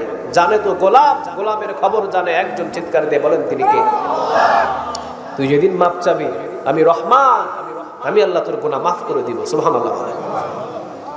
তুই যখনই মাপ চাইবি, আমি আর রহমান, আমি তোর সমস্ত গুনাহ মাফ করে দিব। শুধু মাফ করব না, কতগুলো গুনাহ করেছিস গনে গনে ওই গুনাহগুলোকে নেকির পাল্লায় নেক বানায়া তোর আমলনামায় জমা করে দিব। আমরা যদিও গুনাহ করি, আমাদেরকে বেশি ভালোবাসেন তিনি কে? আল্লাহ রাব্বুল আলামিন বলছেন ওয়াত্তিন, তিন ফলের কসম, ওয়াজাইতুন, জাইতুন ফলের কসম, ওয়া তুরি সিনিন, তুর পাহাড়ের কসম, ওয়া হাযাল বালাদিল আমিন, নিরাপদ মক্কা নগরীর কসম। লাকাদ খালাকনাল ইনসানা ফি আহসানি তাকওয়িম, বান্দারে সব চাইতে সুন্দর অবয়ব সুরত দিয়ে আমি আল্লাহ রাব্বুল আলামিন মানুষকে সৃষ্টি করেছি। সব থেকে সুন্দর, ওই চন্দ্র থেকেও মানুষকে সুন্দর বানাইছে কে? সুবহানাল্লাহ বলবেন না? পৃথিবীতে যত মাখলুকাত আছে, সব মাখলুকাত থেকে মানুষকে সুন্দর করে বানাইছে কে? সব থেকে দামি আপনি, ফেরেশতা থেকেও দামি, ফেরেশতা থেকেও দামি। এত সম্মান, এত মর্যাদা পৃথিবীর কেউ আমাদের দেয় নাই। কে দিয়েছেন? মাখলুকাতের ভিতরে শ্রেষ্ঠ মাখলুকাত হলো মানুষ। এ হলো অনেক দামি, চাঁদের চাইতে সুন্দর, চন্দ্রের চাইতে সুন্দর, পৃথিবীর সব কিছুর চাইতে সুন্দর হলো মানুষ। চিৎকার দিয়ে পড়েন সুবহানাল্লাহ। ওই রহমানের দয়ায় আমরা এতটা সাপোর্টার পেয়েছি, আলহামদুলিল্লাহ বলবেন না? আল্লাহ বলেন খুব যত্ন করে বানাইছি আমি তোরে, তুই হাজার গুনাহ করলেও আমি আল্লাহ তোরে বেশি ভালোবাসি। হাজার গুনাহ করলেও আমি আল্লাহ বেশি ভালোবাসি। দেখেন নূহ আলাইহিস সালাম 950 বছর দাওয়াত দিয়েছিলেন আল্লাহর কাছে। 950 বছর দাওয়াত দেওয়ার পর এবার দুই হাত তুলে বলে, আল্লাহ 950 বছর দাওয়াত দিলাম, একজনেরও ভালো মতন কালেমা পড়াইতে পারলাম না, শুধু কয়েকজন শুধু কালেমা পড়েছে। আল্লাহ এই সমস্ত কওমদেরকে আপনি ধ্বংস করে দেন। আমারে মারছে কয়শো বছর, সবাই বলেন কয়শো বছর? 950 বছর মার খাইছি, আর সহ্য হয় না, এইবার এইগুলারে ধ্বংস করেন। আল্লাহ কয় ঠিক আছে, নৌকাতে উঠে যাও, আমি এগুলো সবগুলারে সাইজ করতেছি। 40 দিন 40 রাত পানি দিয়ে, বৃষ্টি দিয়ে, প্লাবন দিয়ে সবাইরে ধ্বংস করে দিলেন। তিনি কে? শেষ সব। আল্লাহ বলেন এইবার জ্যোতি পাহাড়ে নৌকাটা লাগায় দিয়ে আল্লাহ কয় এবার নামো। নামছে। আল্লাহ কয় এবার তো কোনো কাজ নাই, এখন তুমি নিজে হাঁড়ি পাতিল এগুলা বানানো শুরু করো। কি বানাও? হাঁড়ি পাতিল বানাও। 950 বছর তুমি দাওয়াত দিয়েছো, সবগুলারে শেষ করে দিয়েছে, আর মারবে না কেউ, এখন হাঁড়ি পাতিল বানাও। হাঁড়ি পাতিল বানানো শুরু করলেন। আল্লাহ কয় হাজার বানাবো? বানাইতে থাকো। 6 মাস, 8 মাস, 9 মাস বানাও। বানাইতে বানাইতে অসংখ্য হাঁড়ি পাতিল গুলো তিনি বানালেন। আল্লাহ রাব্বুল আলামিন বললেন এইবার হাতের লাঠি দিয়া সব হাঁড়ি পাতিল গুলো ভাঙো। বানাইতে বললেন কে? ভাঙতে বললেন কে? হুকুম দিচ্ছেন কে? আল্লাহ কয় এখন ভাঙো। আরে বানাইতে কইলেন আপনি, আবার কোন আপনি ভাঙতে? ভাঙো, সবগুলারে ভাঙো, একটাও যাতে না থাকে। এবার নিজের হাতের লাঠি দিয়া সব হাড়ি পাতিলগুলোরে ভাঙছে। ভাগার পর নিরাশ হয়ে বসে আছে। আল্লাহ রাব্বুল আলামিন অন্তরের খবর জানেন। ইন্নাল্লাহা লা ইয়ানজুরু ইলা সুওয়ারিকুম ওয়া আমালিকুম ওয়ালাকিন ইয়ানজুরু ইলা কুলুবিকুম ওয়া আমালিকুম। আল্লাহ বলেন অন্তরের খবর পৃথিবীর কেউ জানে না, প্রতিটা মানুষের অন্তরের খবর জানেন একজন, তিনি কে? আপনার কলিজায় কি চিন্তা হয় ওইটা কে জানে? আপনার চিন্তা কি ভালো নাকি খারাপ ওইটা আল্লাহ জানে। আল্লাহ যদি অন্তরের খবর না জানতো তাহলে মুনাফিকদেরকে কখনো বাছাই করা সম্ভব হতো? কারণ মুনাফিকের ফেসটা একরকম, ভিতরটা বাহির এক, ভিতরে আরেক। এর নাম কি? মুনাফিক। বাহিরে বাহিরে কোরআনের মাহফিলের পক্ষে বলে, কিন্তু ভিতরে ভিতরে টেলিফোন করে মাহফিলের 144 ধারা জারি করে চিৎকার দিয়ে বলো ঠিক কিনা? আছে এলাকায়? নাই না, না, এই এলাকায় তো সবাই মুমিন, সবাই মুত্তাকি আছে না? বাহিরে বাহিরে ফিটফাট, কিন্তু ভিতরে কি? সতর্কঘাত। আল্লাহ নূহ আলাইহিস সালামের অন্তরের খবর বুঝতে পারলেন। বোঝার পরে এবার রব্বে কারীম জিজ্ঞাসা করে, মনটা নারাজ কেন? নূহ আলাইহিস সালাম বললেন, আল্লাহ আপনি নিজেই বললেন হাড়ি পাতিল বানানোর জন্য 6 মাস যাবত আমি হাড়ি পাতিল বানালাম, রোদে শুকাইলাম, বৃষ্টির পানিতে যাতে না ভিজে এই জন্য ঘরে ঢুকাইলাম। আপনি এখন নিজেই বললেন আমার হাতের লাঠি দিয়া ভাঙতে, আমি ভাঙলাম। কি জন্য বানাইতে বললেন, কি জন্য ভাঙতে বললেন? এত যত্ন করে বানাইলাম, ভাঙলাম, মনের ভিতরে বড় ব্যথা পাইলাম, এতদিন কষ্ট করায় নিয়া এখন আবার ভাঙতে বললেন। কিন্তু ভাঙলাম কি জন্যে? তাহলে বানাইতে বলেছিলেন, ভেঙেই যখন ফেলবো, বানানোর তো দরকার ছিল না, ঠিক না ঠিক? আল্লাহ কয় ভালো ভালো বুঝেছো, এবার আসো আমার যুক্তিতে।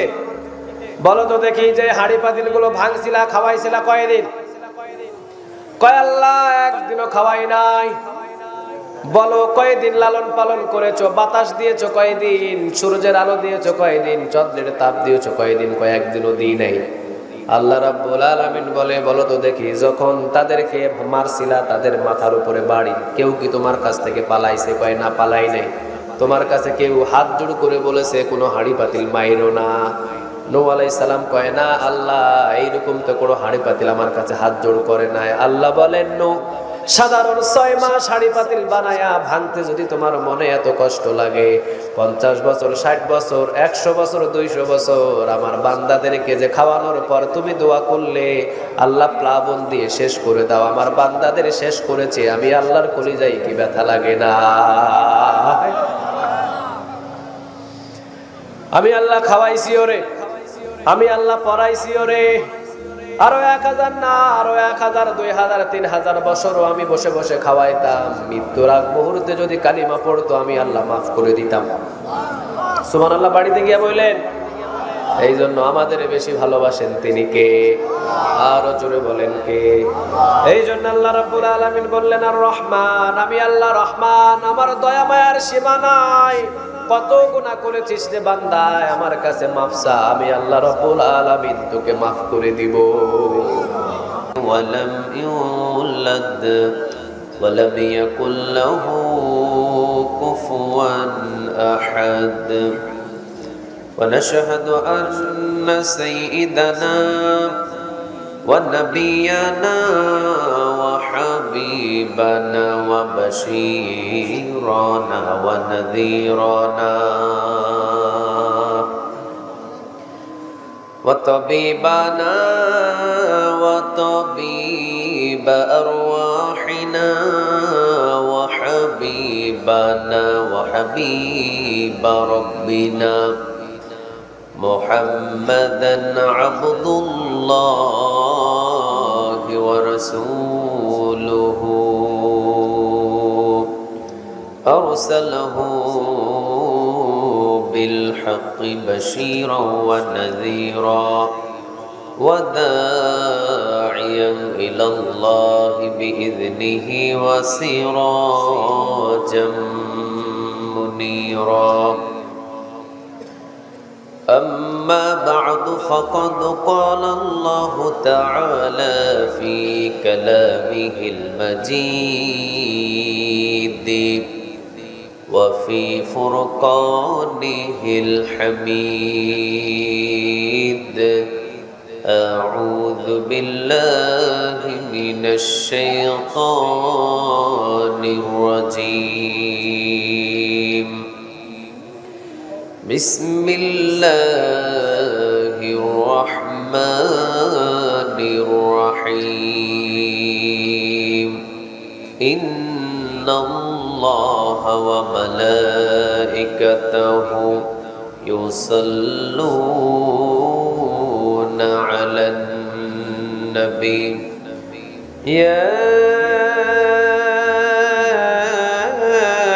أيها الذين آمنوا صلوا عليه وسلموا تسليما اللهم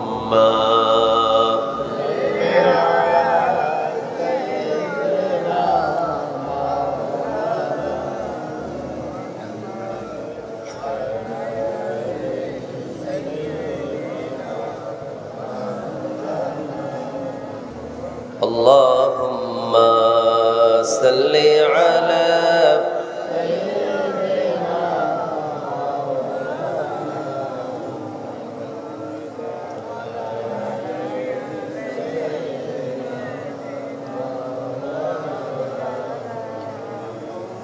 কত ব্যথা কত ভাবে শুয়েছ যে তুমি তোমারি খুনে লাল তায়েফের ভূমি ফেরেশতা এসে চায় ধ্বংসের হুকুম লৌহ মাখা মুহাম্মদ প্রাণেতে হযরত ওয়াল্লাহ ক্ষমা করো হে তায়েবাসী ওরা বুঝেনি যে আমি যে মুহাম্মদ হৃদয়ে মুহাম্মদ আল্লাহুম্মা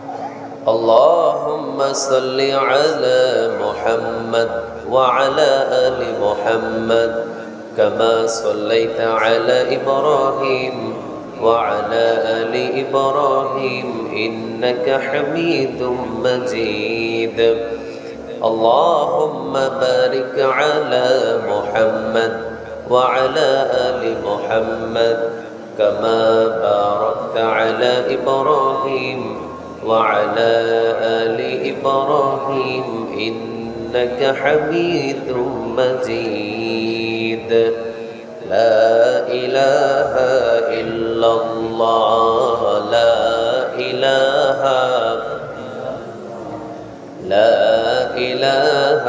إلا الله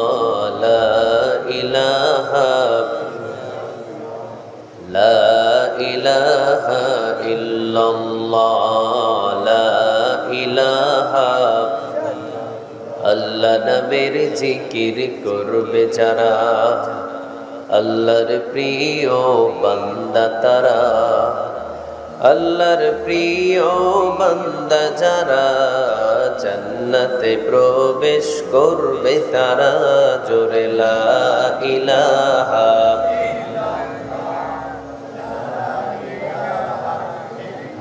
لا إله إلا الله محمد رسول الله صلى الله عليه وسلم আপনারা সবাই কেমন আছেন আলহামদুলিল্লাহ আমিও ভালো আছি আমাদের সবাইরে ভালো রাখেন কে আল্লাহ সবাইরে সুস্থ রাখেন তিনি কে আল্লাহ সব নিয়ামতের মালিক কে আল্লাহ প্রশংসা করব কার আল্লাহ চিৎকার দিয়ে পড়েন আলহামদুলিল্লাহ পড়েন রব্বানা লাকাল হামদ হামদান কাসীরান তাইয়িবান মুবারাকান ফি আল্লাহু আকবার কাবীরা আলহামদুলিল্লাহ কাসীরা সুবহানাল্লাহি বুকরাতাও ওয়া আসীলা সুবহানাল্লাহি ওয়া বিহামদিহি আদাদা খালকিহি ওয়া রিদা নাফসিহি ওয়া জিনাতা আরশিহি ওয়া মিদাদা কালিমাতি লাকাল হামদ বিল কুরআন লাকাল হামদ বিল ইসলাম লাকাল হামদ বিআসমাইক হুয়া লাকা সাম্মাইতা বিহি নাফসুক লাকাল হামদ ইয়া রাব কামা ইয়ানবাগি লিজালালি ওয়াজহিক ওয়া আযীমি সুলতানিক। প্রশংসা করলাম কার? সবখানে প্রশংসা করব কার? খাওয়ার সময় কার? খাওয়ার শেষে কার? কাউরে কিছু দেওয়ার সময় কার? রাস্তাঘাটে চলার সময় কার? ঘুমানোর সময় কার? ঘুম থেকে জাগার সময় কার? মুমিনরা পৃথিবীর কারো প্রশংসা নিয়ে চিন্তিত থাকে না। মুমিনরা কার প্রশংসা করে বলেন? আল্লাহ। আল্লাহ তুমি আমাদের সবাইরে কবুল করো। এই ময়দানে আমরা বসতে পেরে খুশি না বেজার? সবাই খুশি? একটা ব্যক্তি বেজার। কয়জন? সবাই বলেন কয়জন? নাম বলেন দেখি কে? শয়তান। কোন মুমিন বান্দা যখন কোন নেক কাজে জড়িত হয়ে যায়, শয়তান নিজের মাথায় নিজেই মারতে থাকে। নিজের মাথায় নিজে কখন মারে? যখন কষ্ট বেশি পায়। একটা মানুষের মাথায় নিজের মাথায় কখন আঘাত করে? যখন যার উপরে আর কষ্ট নাই, এত বড় কষ্ট পেয়েছে, তখন সে নিজের মাথায় নিজে আঘাত করে। তো মুমিন যখন কোনো নেক কাজে জড়িত হয়ে যায়, শয়তান নিজের মাথায় নিজেই আঘাত করে। তাহলে শয়তান হলো কষ্ট পেয়েছে, খুশি হয়েছেন কে? এইটাও বলতে পারলেন না। খুশি হয়েছেন কে? আল্লাহর নাম নিতে আপনাদের কেমন লাগে? মানে এখানে শুধু কয়েকজন কথা বলতেছে, বাকি সবাই কয়েক কথা কইয়া লাভ কি? ঠিক না? কথা কই লাভ কি? কথা বলতে হবে, কথা শুনতে হবে, সাথে সাথে কথা বলতে হবে। আমরা চুপ থাকি বিধায় নাস্তিকেরা আজকে যেখানে সেখানে আমাদেরকে মারধর করে, কিন্তু আমাদের কোনো আওয়াজ নাই, চিৎকার দিয়ে বলেন ঠিক কিনা? চুপ থাকে বেশি, মার খায়, আওয়াজ নাই। 5টা ছেলের ভিতরে একটা ছেলে নাস্তিকেরা গলা কেটে হত্যা করেছে, 4টা আছে তো, একটা গেছে, তাতে কি হয়েছে? আরেকটা শেষ। এরপরও চুপ থাকে। এই চুপ থাকতে থাকতে একদিন 5টাই শেষ হয়ে যাবে, বাবাও শেষ হবে, মাও শেষ হবে। এরপরও অনেক বাঙালি আছে আওয়াজ দেয় না, চিৎকার দিয়ে বলেন ঠিক কিনা? এগুলো চুপ থাকা অভ্যাস হয়ে গেছে, এগুলো মরা। জীবিত থাকার পরেও কি? সবাই বলেন জীবিত থাকার পরেও কি? মরা। কিছু আছে এরকম, এখানেও আছে, বলতেছে না, কথা বলতে চায় না। ওরা কয় কথা কই লাভ কি? কথা বলতে হবে, আওয়াজ দিতে হবে। এক ওমর সারা মক্কাকে নাড়া দিয়ে ফেলেছে, সুবহানাল্লাহ বলবেন না? ওমরের মতো একটা ওমর হলেই যথেষ্ট, বেশি লাগে না। কয়জন লাগে? একজন। এক ওমর সারা মক্কাকে নাড়া দিয়ে ফেলেছে। ওই ওমরের মতো ওমর হন, কারণ ওমরের রক্ত আমাদের শরীরে আছে না নাই? নাকি আবু জাহেলের রক্ত, আবু লাহাবের রক্ত? ওমরের রক্ত যদি শরীরে থাকে, মতো গর্জন থাকতে হবে। আমরা মুসলমানের জাত, আমরা মুসলমান। আলহামদুলিল্লাহ বলেন। কথা বলবেন? কথা বলতে রাজি আছেন?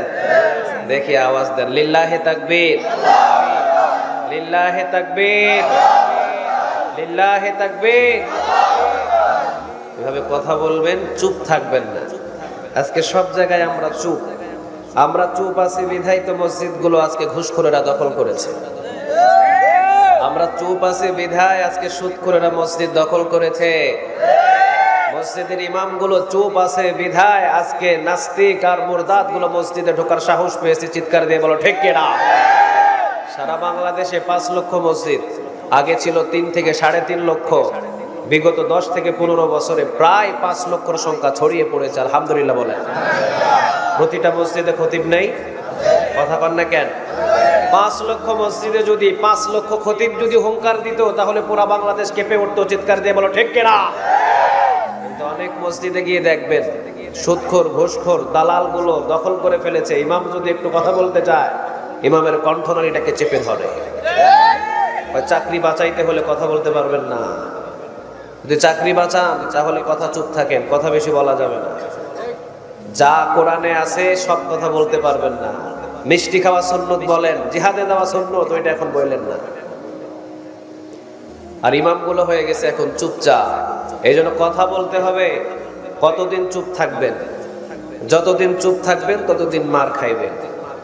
আর একটু গর্জন দিবেন, নাস্তিকগুলো ইন্দুরের গর্ত পালানোর সুযোগ পাবে না। চিৎকার দিয়ে বলেন ঠিক কিনা।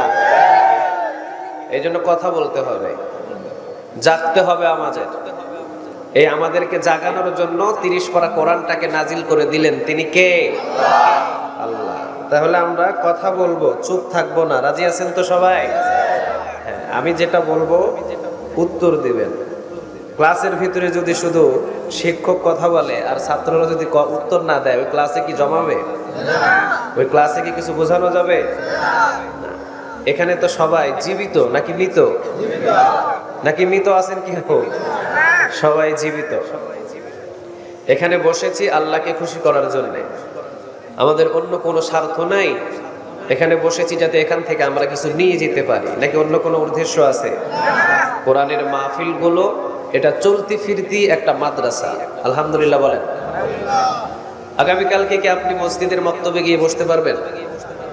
সুযোগ আছে। কিন্তু এই জায়গায় বসলে কি কোনো অসুবিধা আছে? কিন্তু তারপরেও দেখবেন এই জায়গায় কিছু যুবক, কিছু মুরব্বী বসতে চায় না।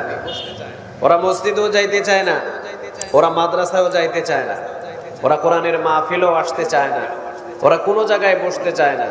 দোকানে বসতে চায় আর বাজে আড্ডায় বসতে চায়।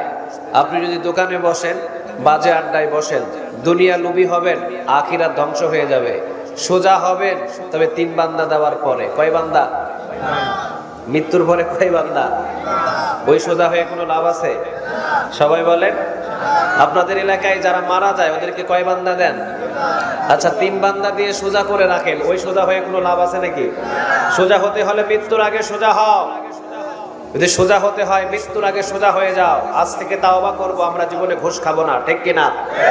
আজ থেকে তাওবা করব, সুদের পক্ষে কোনো কথা বলবো না।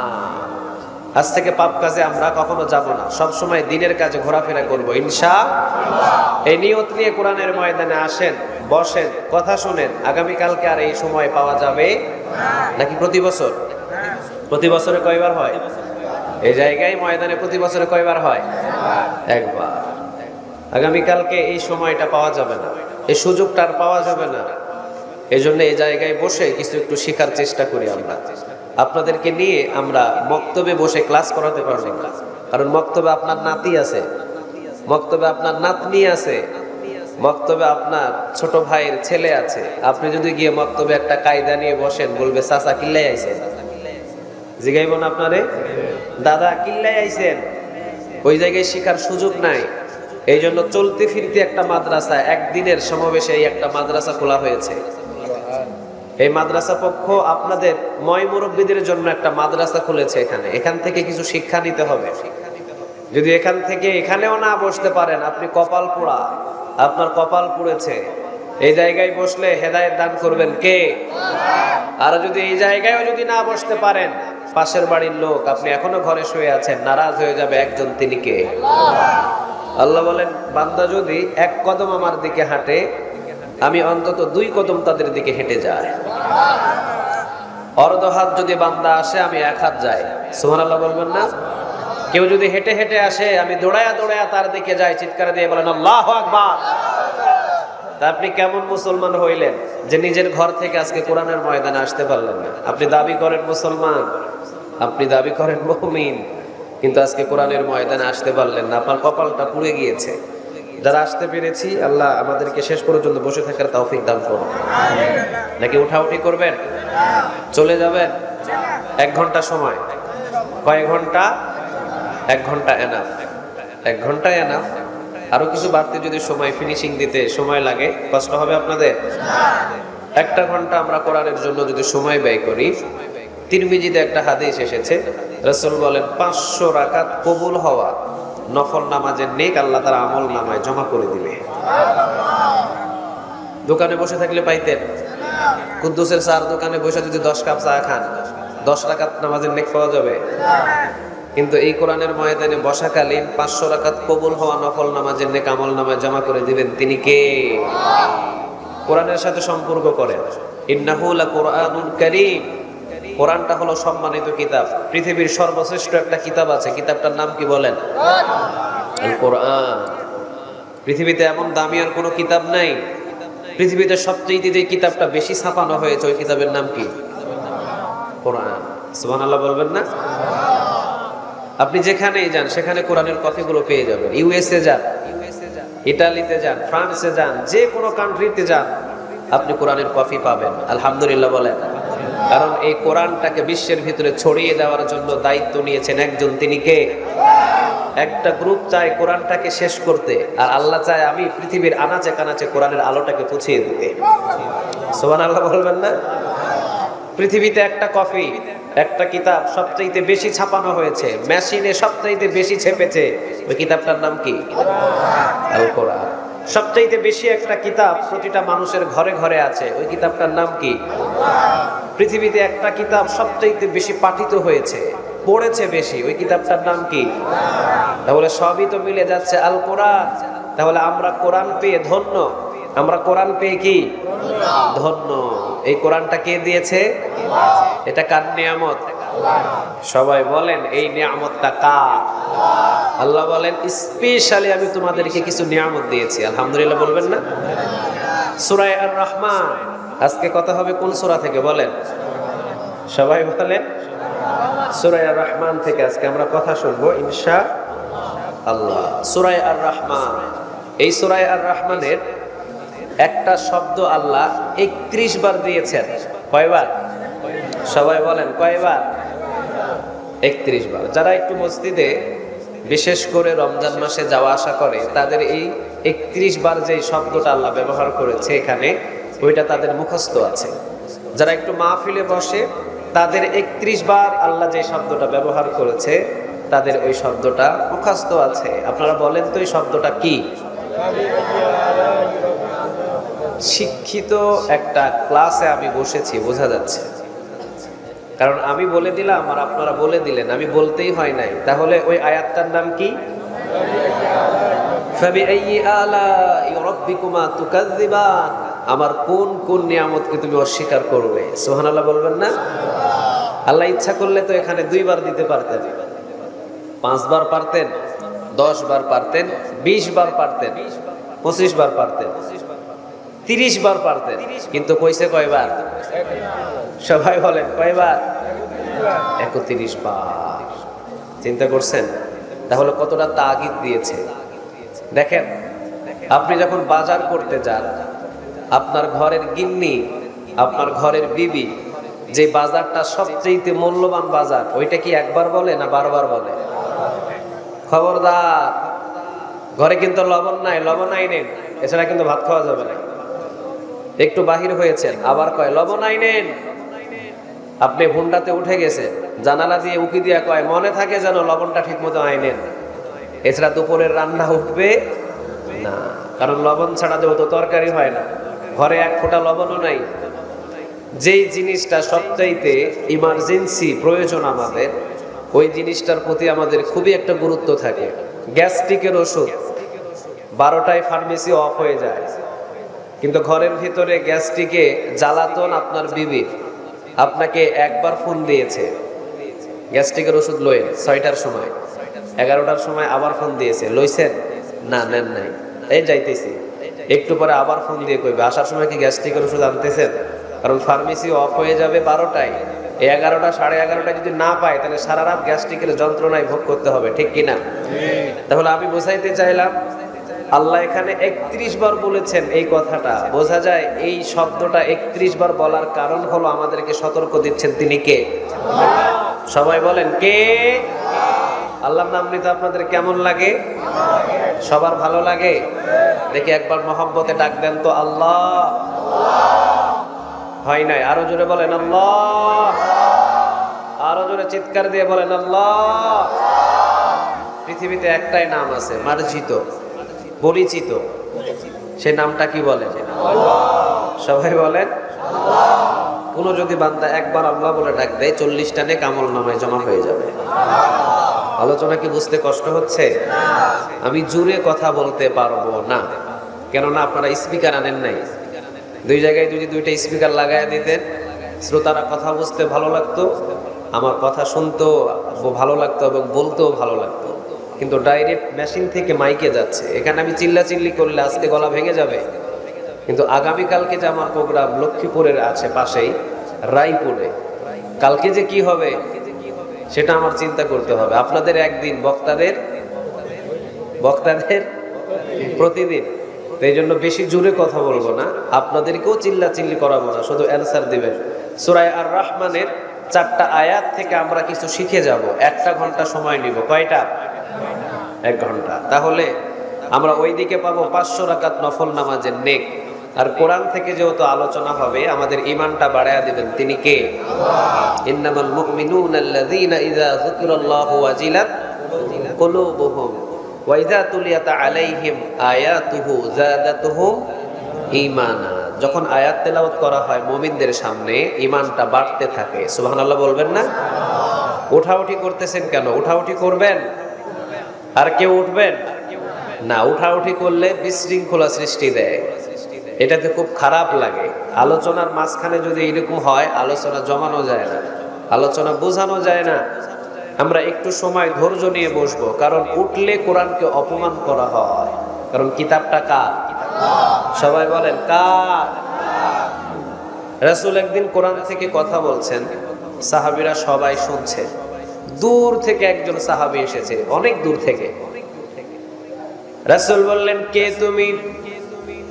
সর্বপ্রথমে আজকে তোমাকে আমি দেখলাম, এর আগে কখনো দেখি নাই। তিনি বলছেন, ইয়া রাসূলুল্লাহ, আমি হলাম ওই এলাকার গোলাম। আজকে আমি সারাদিন আমার মালিকের কাছ থেকে কোরআন শোনার জন্য ছুটি নিয়ে এসেছি। কোনদিন আমি কোরআন সামনাসামনি আপনার জবান থেকে শুনবো, ওই আশা আজ পর্যন্ত পূরণ হয় নাই। মালিক রে বলি, মালিক বলে ছুটি দেওয়া যাবে না, কিন্তু আমি তো গোলাম, যার জন্য কোরআন শুনতে বড় মন চায়। কিন্তু আমাদের কোনো মালিক নাই, আমাদেরকে উন্মুক্ত করে দিয়েছেন তিনি কে?